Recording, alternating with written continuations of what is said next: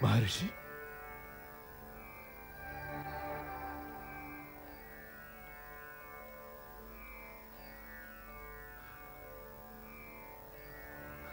प्रणाम महर्षि। आयु तो तुम्हारी यूं ही बड़ी लंबी है राजन, तो और क्या आशीर्वाद दूं। किंतु आयु का लंबा होना सदैव अच्छा नहीं होता।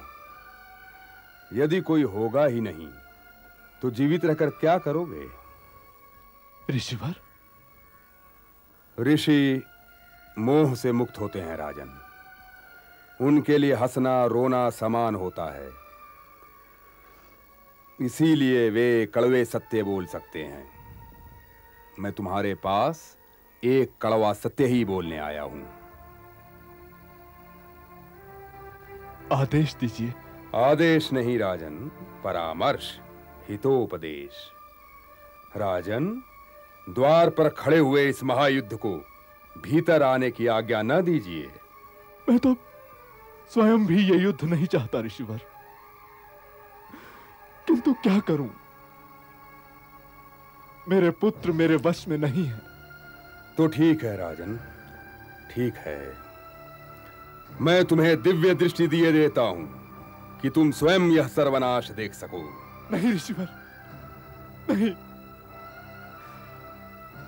मैं दिव्य दृष्टि लेकर क्या करूंगा? मैंने जिन्हें घुटनियों चलते नहीं देखा, मैंने जिनकी तरुणाई नहीं देखी, उनके शव देखकर क्या करूंगा? और देखकर भी क्या कर लूंगा? मैं तो शवों को पहचान भी नहीं पाऊंगा कि शव मेरे प्रिय भीम का है या दुर्योधन का। मैं तो केवल सुनना जानता रहा हूं ऋषिवर। तो हे ऋषिवर, संजय को यह दिव्य दृष्टि प्रदान कीजिए कि मैं इससे सुन सकूं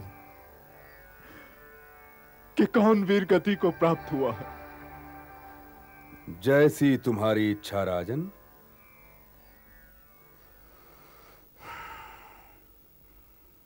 संजय,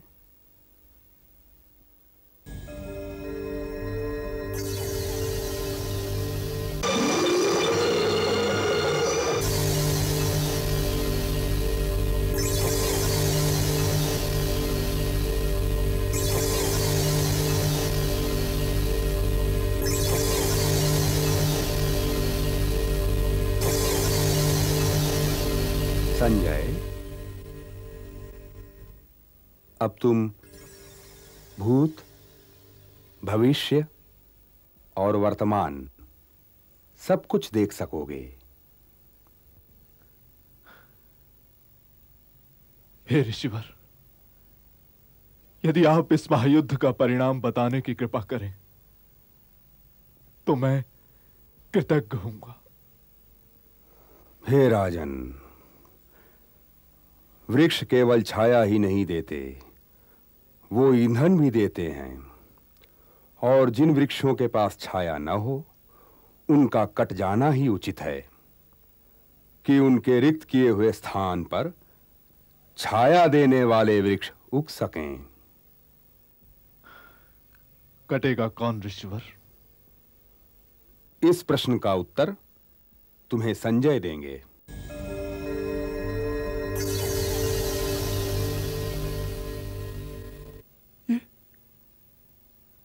ये ऋषिवर क्या कह गए संजय?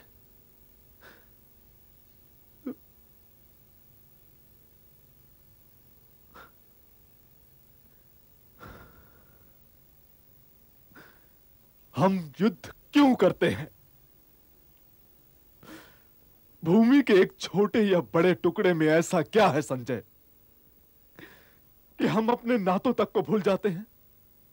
भूमि शक्ति का प्रतिबिंब है महाराज। भूमि शक्ति का मापदंड है।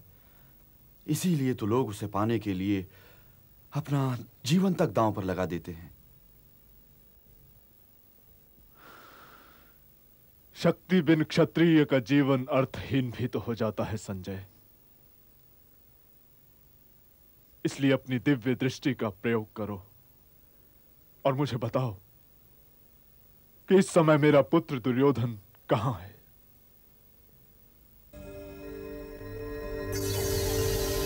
वो अपने कक्ष में है महाराज। वहां अंगराज कर्ण हैं, गंधार नरेश शकुनी हैं, राजकुमार दुशासन हैं और गंधार के युवराज उलूक हैं।